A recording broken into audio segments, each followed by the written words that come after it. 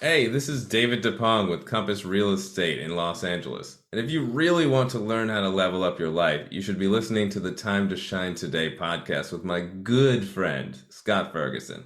Let's level up. Time to Shine Today podcast, Varsity Squad. It's Scott Ferguson, and I had kind of like we joked and said, man, this is my brother from another mother that came on. He's a real estate professional, value adder from the West Coast. His name's David Dippong. And again, value. It's refreshing to have another fellow real estate professional provide value on a daily basis. He's not out there, look at me with the Lambo, look at me with the Ferrari, look at me with this, look at me with that. He actually provides value in all his social. Every time he talks to people, the value that he provides in this interview is above reproach. So if you want to learn not just about real estate, but about life and really adding value, please break out your notebooks because you have a ton of notes to take. I know I have 3 pages here that I took during my time with David. So if you like it, please share it.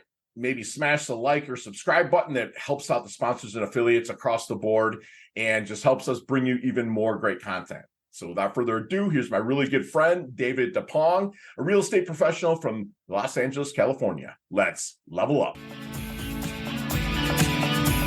Time to Shine Today podcast, Varsity Squad. This is Scott Ferguson, and I got me a little home cooking here with real estate. My guy is out on the left coast, out on the West Coast. Like me, he's kind of a transplant from the Midwest, me from Michigan down to Palm Beach, and him from the great state of Ohio out to the left coast. And I got my guy here, big baller, David Dippong, who's personally managed and closed over $50 million in residential real estate, home, condo, and multifamily property transactions. He creates a specific plan for each client based on current market conditions and in their long, short-term goals and needs. Dave is a go-to resource for real estate in Southern California, from Los Angeles to Orange County, consistently working with first-time buyers and sellers, luxury clients, investors, and everything in between. And Dave, thank you so much for coming on. Please introduce yourself to the Time to Shine Today podcast, Varsity Squad. But first, what's your favorite color and why? Blue. Blue. Blue, you know what? It brings out my eyes and it makes me happy. You know, you ladies out there, man, you got a handsome devil here that's on. If you're watching Vimeo or YouTube, the guy, no, he's balling out, man, out there. So let me ask you something, brother. I mean, how did you get into the business? Because we talked off mic and we were kind of throwing our opinions back and forth and stuff, but how'd you get into the business? So I actually wanted a better life for myself, which doesn't sound so specific, but I was a private chef working with some high net worth clients. And what I learned from that job was all of the hard work ethic that my parents taught me was great, but working hard 17 hours a day, 6 days a week, didn't leave a lot of time to leverage money, time, or willpower, even for the things I wanted out of life, like the wife, the dog, the house. So I thought of something, and since I was good with numbers, I'm good with time management, I'm good with clients, I thought, what can I apply this to where I still get to work with people, help people, but I also get everything I want in my own life by design? Oh, I love that, dude. I love it. But what kind of pushed you to real estate? Well, of course, everybody says prices are so high out here, but realistically, being your own boss, your own entrepreneur, establishing your own perfect daily schedule, and having the opportunity to make unlimited income for your family if you just help unlimited other people. Yes. Service, baby. I love it. I love it. So let me ask you, like a lot of people, we have a joke here in Florida, right? They say part of being a Florida resident is having your real estate license. Like everybody has their license. But once they get their license, they realize they wake up every day unemployed, just like you did. You have to wake up to find someone to interview to sell their house, to buy, find a house for them to buy, to rent their house, or find a house for them to rent. How do you take on that everyday grind of really waking up unemployed and then getting out there and providing that service but getting people to listen to you to do it? So I try to come from a place of value. I know my industry has not historically been perceived as the most ethical. So I start my day with a perfect morning routine to get my mind right. Love it. And then I focus on value add. So I don't do all of the random advertising to people like, hey, look, I just sold this. Hey, look, I just did this. Hey, look, I just did this. I don't send you something or drop a letter off at your house unless it's adding some kind of value, unless it's teaching you something about the local laws that are changing, something that's going to happen.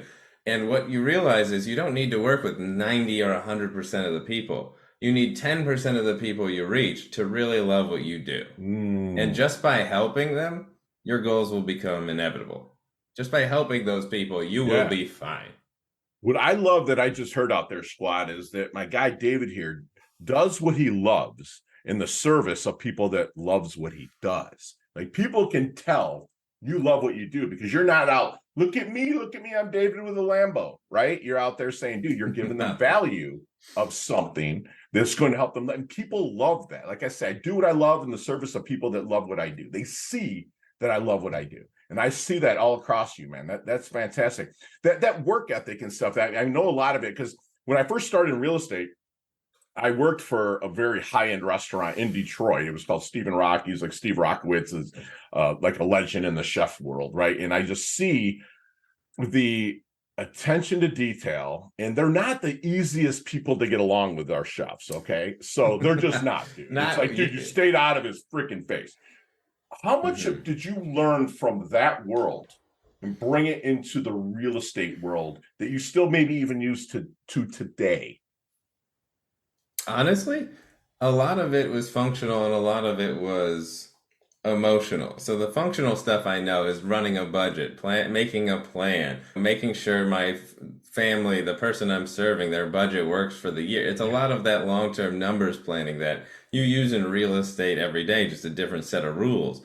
But the emotional stress that you get put through, especially in the old-fashioned kitchens where the chef is an artist and pots go flying by your head if things don't exactly go the way it needs to Dude, go. right. When you transition into another career, Mm, you realize that the stakes aren't as emotionally traumatizing anymore. It's much easier to help a person who's not yelling and shouting and burning you right.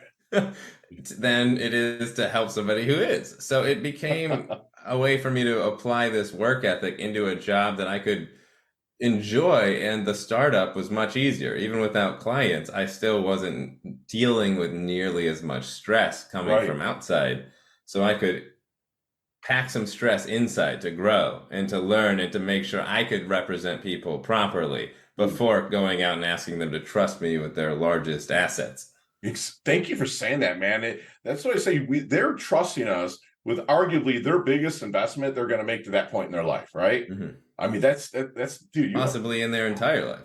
exactly, exactly, man. So, like, how do you handle then the ones that are the old school chefs that are clients that you get? You know what I'm saying? Like, I like to say, like the engineers, where they read Yeah. every freaking word. How do you work or with them? How do you serve them differently than maybe you'd serve a hey, dude, what's up? I'll sign it. What do you do with those people?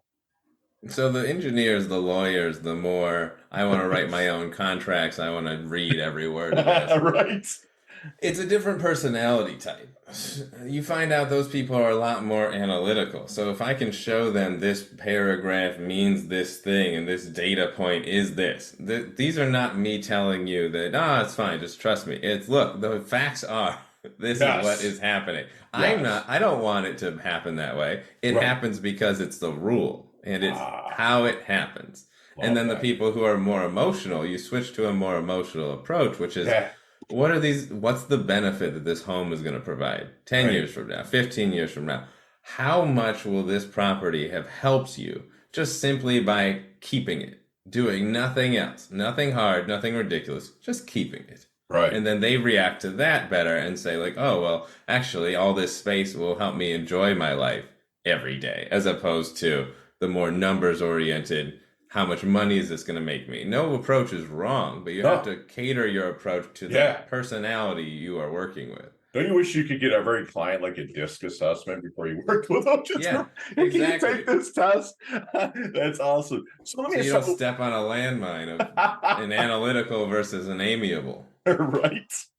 So let me ask, like, what do you think right now in this market? It's and out there, squad. It's 2023. What do you think people's biggest blind spots are in this market right now? Kind of holding back, or what are you seeing right now, David? I think it's honestly the short term mindset that's killing a lot of people. It's the fact that we go through these cycles, these small recessions, these different challenges every 8 to 12 years. and nobody remembers what happened last time. So they start to spend, they start to do things that'll really help them feel better in the short term. Mm, When buckling down during these times is how people soar during the next expansion, during the right, next, it's the perfect planning time. right. Right. Absolutely, man. I love that you said that to not expand too much while the times are good, like really hunker down. So like I was taught that young. So I did suffer in '09 a little bit, but then I Hmm. shifted the whole mindset. I ended up closing like 456. I have it on my wall over here, 456 short sales. Like I Hmm. had a negotiator, I had everything going, and I was like, this is the last time I'll ever have to shift like this, ever in my life, Hmm. dude. You know what I'm saying? Because I did print money from like '02 to '08. I mean, it was like we were joking off, hey, you have a heartbeat and you pinky promise you made some money, they'll give you a loan. So I really love that. So is there, when you're starting to work with someone, David, is there any good question that you wish they would ask you but never do? Yes. So I wish they would ask me how this home is going to be a great investment for them. Everybody looks at the home as like, I need more space, I have to have an office, I'm going to have a kid.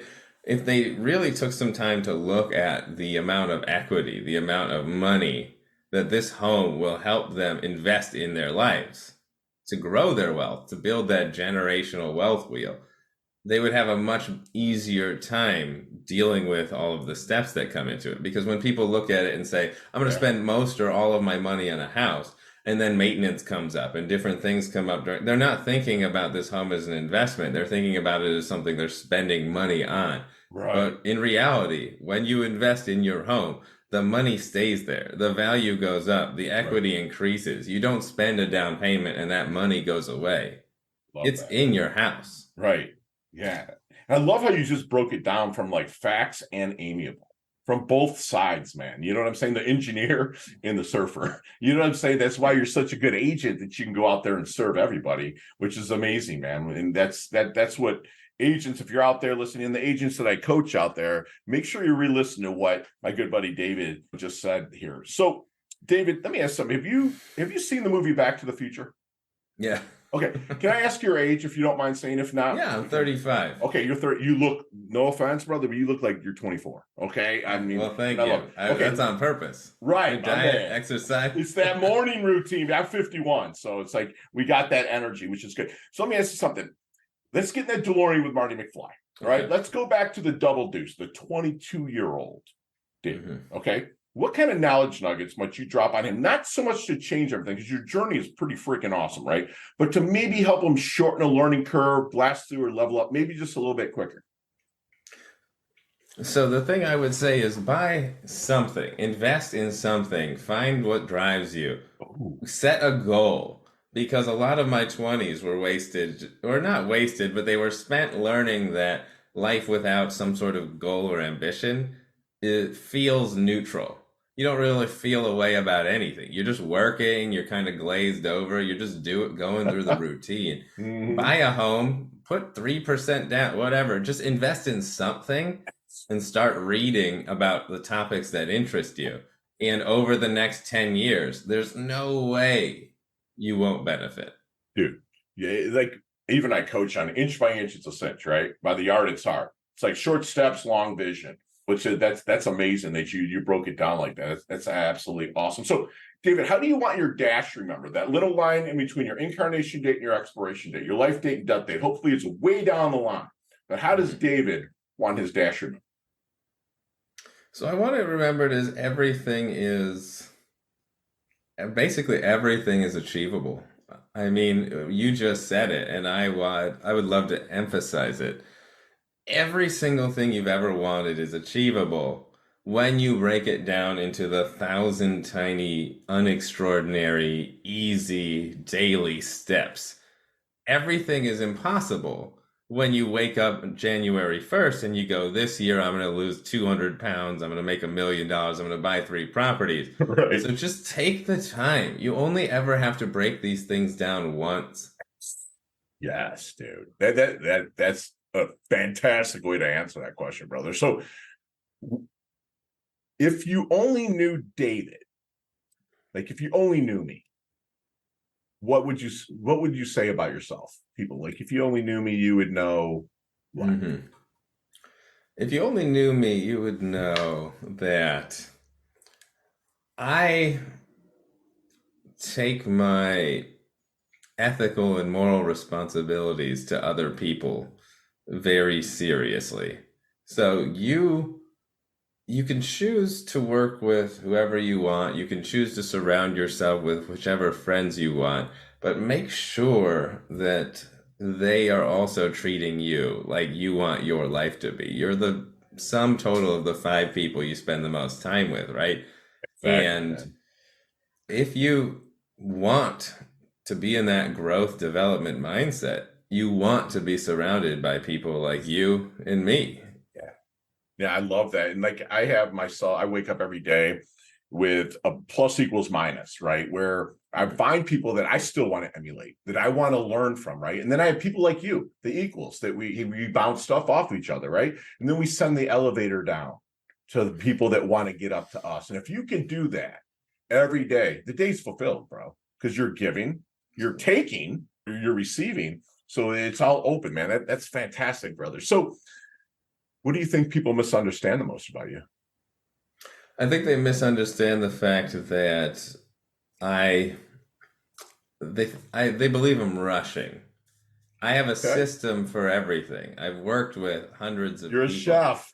I I love have it. a Me too. recipe for your success. And I Yeah. go, hey, this is the way to do it. If you have any questions, ask me. But let's get started because we're not reinventing the wheel. Right. This is the way to do it. And some people take that as like, well, we're rushing. Well, we're not rushing. You Right. still get to make that decision whenever you feel comfortable that you Right. are making the best decision for you. Right. But there's no reason not to learn something or to do the proper process to get the right information Right. because you just don't want to hear it or you don't want to see it. Get the Right. information and then take the time to Yes. wait that 2 months and really digest it. But get it fast. Get all Yeah. the information as quickly as possible and then make the decision that's best for your family. Yeah, that's amazing because people look at agents because we have such a low bar to become a realtor, right, dude? Well, You pass a yeah, test, right? And you get a then license, you you get a bounce license, right? around. And so they think, oh, because you have a plan that's proven to work, they want to question that because you didn't go to 4 years, graduate degree, all that other stuff. So that was an objection that I used to have to get over because I started in the business so young. They'd be like, how long you been in the business? And I just finally said, feels like a lifetime.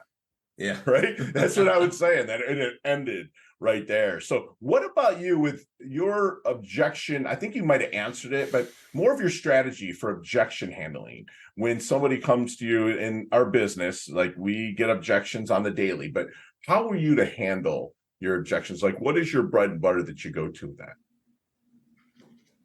So objections, of course, everybody who's gone through coaching, objections are just unanswered questions. Sure. If these people have an unanswered question, I'm not helping them unless they get that question answered. So what I'm Oh doing is man. saying, "Hey, let me get you all of the information. That way, you can go home and Google it, double check it, come back to me, and then we Yeah. can make a decision as you guys get more comfortable and confident with the process and with the information. Because this is information, much like cooking, that Right. you're never gonna stop using unless Right. you stop eating or living places, and you're Bro, not gonna do that. you're wise, man. That is fire. That is strong, dude. I mean, yeah, they're unanswered questions. And in 20 something years, 27 years, 25, whatever it is, I've never heard that before.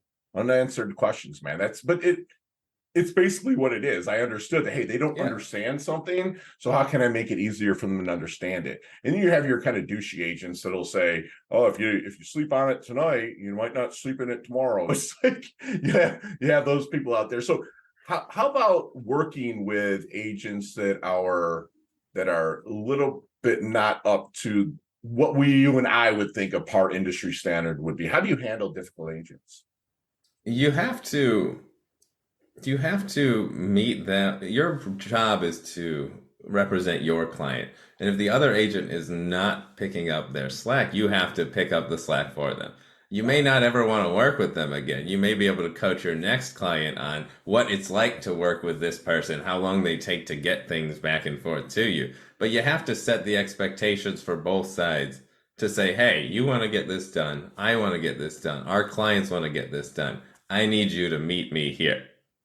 Love it, And if you man. won't, give me access so I can do it myself. Right. Yeah. Yeah. I don't love that, man. And you put the client first. That's service. Absolutely, man. So, David, what is your definition of a life well lived? A life that you enjoy. I mean, if you can take a few hard years, a few years in your 20s to start the wheel, to buy a couple properties, to pay them off before retirement, you can spend the rest of your life, the 60 to 100, living every day exactly like you want to live it. Yeah. Live on And vacation. you Yeah. don't have to not enjoy the 30 years it took to pay those off. But what you do have to do is take one little step in one of the sections of your life towards your life by Yeah. design. Yeah. Yeah. I call it a harmonic life because everyone wants balance, work-life balance. Balance is zero. Balance is junk. But like I liken it, even when my coaching clients went out to like a jazz band where like your spiritual or God or whatever is the drums, your health is the guitar and on through family, community, but they're different instruments. If one of them's out of tune, the band sounds like junk, right? But what you're just kind of saying is you have to live in harmony. You have to find that harmony in that area. And that works, man. That's fantastic, dude. Time to Shine Today podcast, Varsity Squad. We are back. And David, next time I make it out to the left coast, I'm going to try to look you up, man, and maybe just grab a bite or something, and just kind of pick your brain on some stuff that in the real estate. Maybe share something with you might not know, and we'll talk about some of these questions for like maybe 15, 20 minutes. But today, in our lightning round, you got 5 seconds with no explanations, and they can all be answered that way. I promise you. You ready to level up? Yeah. All right, let's do it, man. David, what is the best leveling up advice you've ever received? Take small, achievable steps. You can have excuses or you can have results. I love it, man. Share one of your personal habits that contributes to your success. My perfect morning. I walk the dog, I exercise, I make my wife a snack, and I make sure everybody in my life is taken care of so that I can go out to take care of everybody else. Love it, dude. That's awesome. So you see me walking down the street, or you might see me at an event or whatnot, but man, you're like, Fergie looks like he's in a doldrums a little bit. What book might you hand me that's really kind of leveled you up?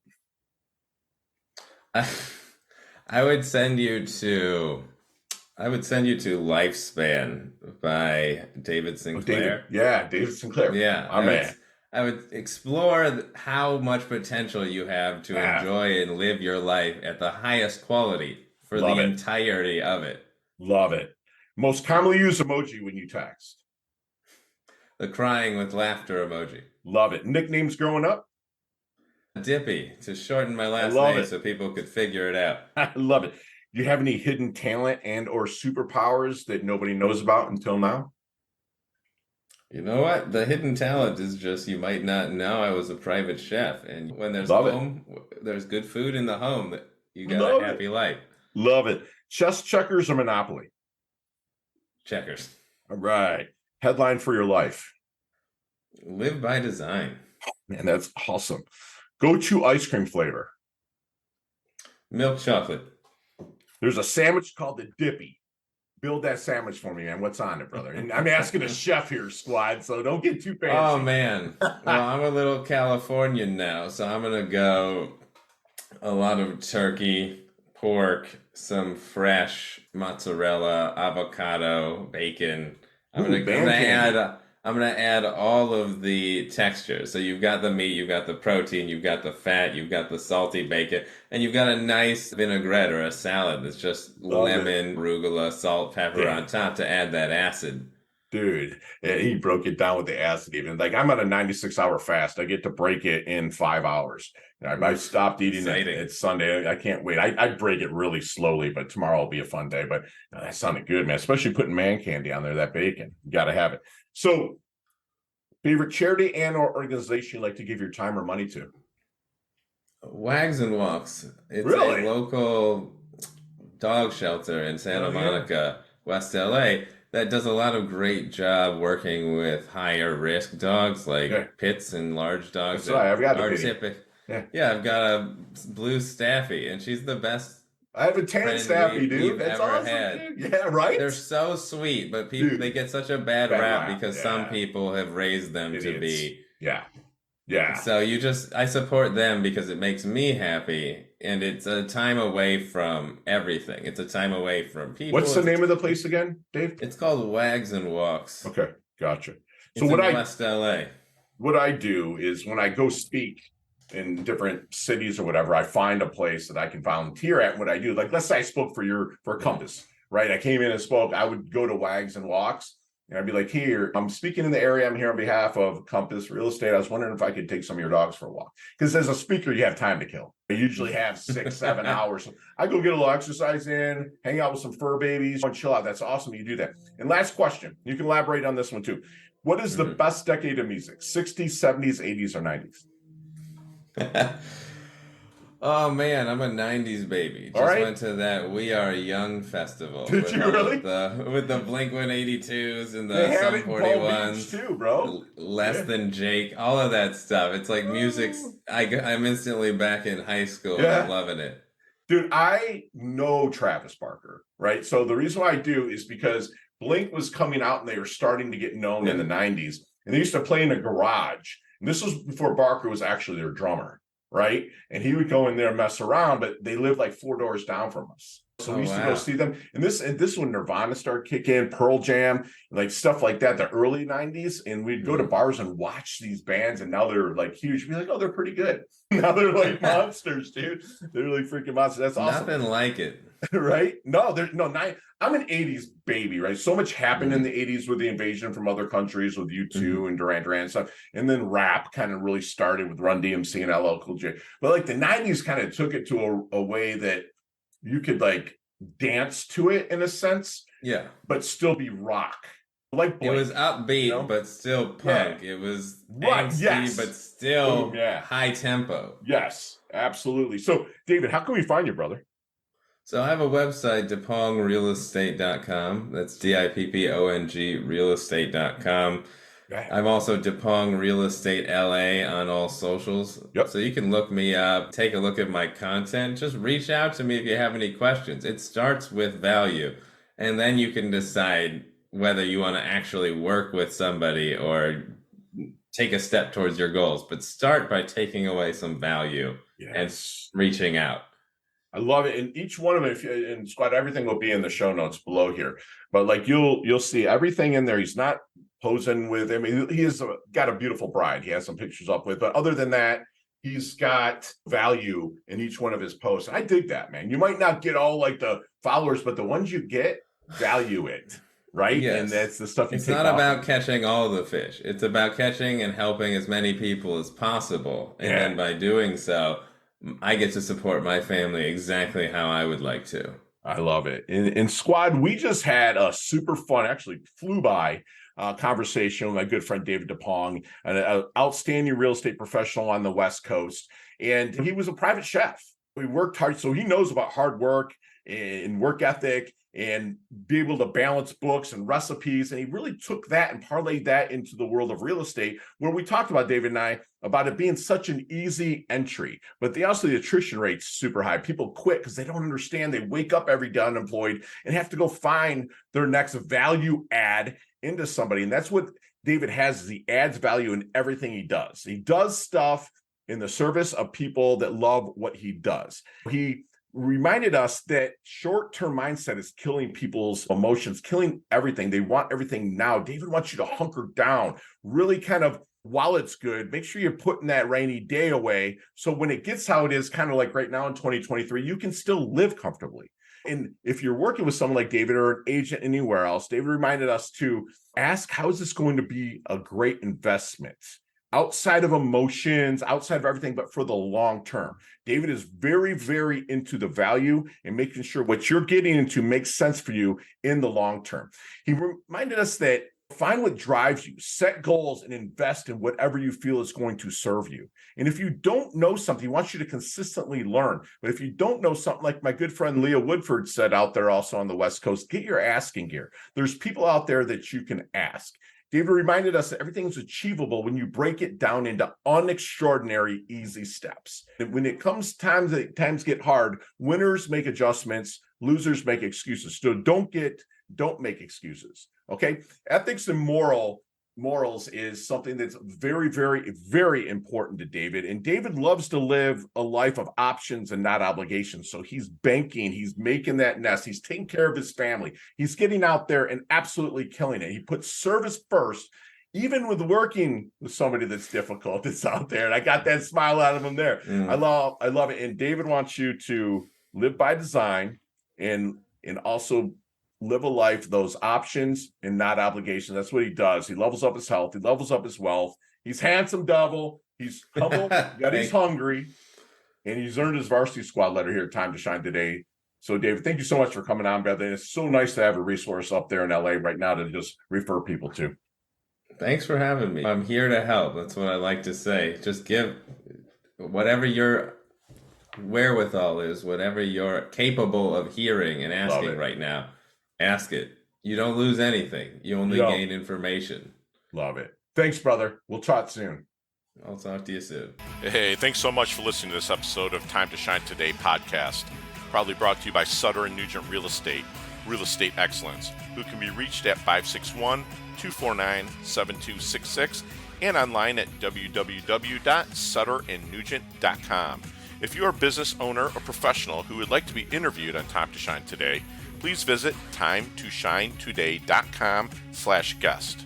If you like this episode, please subscribe on Apple Podcasts, Google Podcasts, Stitcher, Spotify, iHeartRadio, or wherever you get your podcasts. There's a link in the show notes to our website. Also there, you will see our recommended resources. We hope that you will support our show by supporting them. If you like what you've been listening to, it'd be great if you could just give us a 5-star rating and tell your friends how to subscribe while you're at it. I'm your host, Scott Ferguson, and until next time, let's level up. It's our time to shine.